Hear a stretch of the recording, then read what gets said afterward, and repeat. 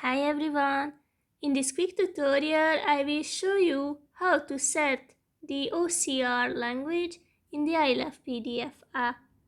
Just open the app and go to the settings, which is on the left. And now under the preferences, we can see this OCR language button.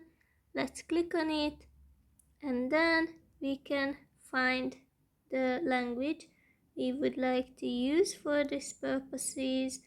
So I will choose Italian, for example. Let's tap on it.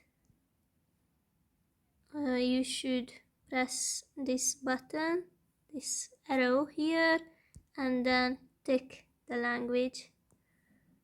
I think that's basically it. If we go back and scan something, now it recognizes Italian as well. Thanks for watching and have a nice day.